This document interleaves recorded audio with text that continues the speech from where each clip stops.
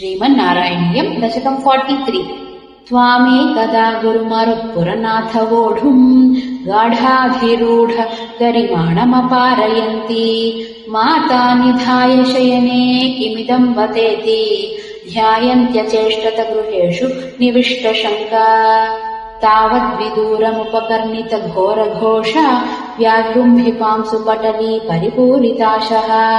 वात्या वपुस्स किल दैत्यवरस्तृणावर् ताख्यो जहार जनमानसहारिणम् त्वाम् उद्दामपांसु तिमिरा हतदृष्टिपाते द्रष्टुम् किमप्यकुशले पशुबाललोके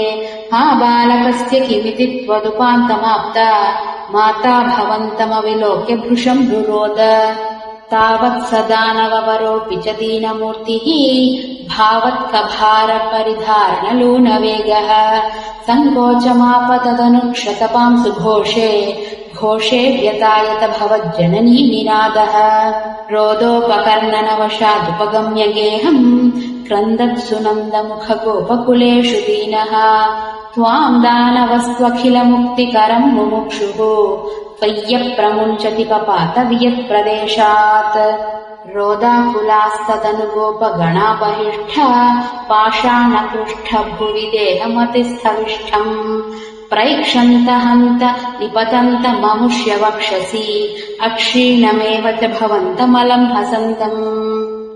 ग्रावप्रपात परिपुष्ट गरिष्ठ देह भ्रष्टासुरुष्टदनुजोपरि धृष्टहासम् आज्ञानमम्बुजकरेण भवन्तमेत्य गोपादधुर्गिरिवरा दिवनीलरत्नम् एकैकमाशु परिगृह्य निकामनन्दम् नन्दादिगोपपरिरब्धविचुम्बिताङ्गम् आदातु कामपरिशङ्कितगोपनारी हस्ताम्बुजप्रपतितम् प्रणुमो भवन्तम् भूयोऽपि किन्नु कृणुमः प्रणतार्तिहारी गोविन्द एव परिपालयतात् सुतम् नः इत्यादिमातरपितुः प्रमुखैस्तदानीम् सम्प्रार्थितस्त्वदवनाय विभो त्वमेव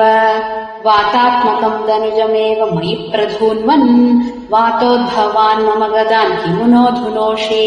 किम् वा करोमि पुनरप्यनिलालयेश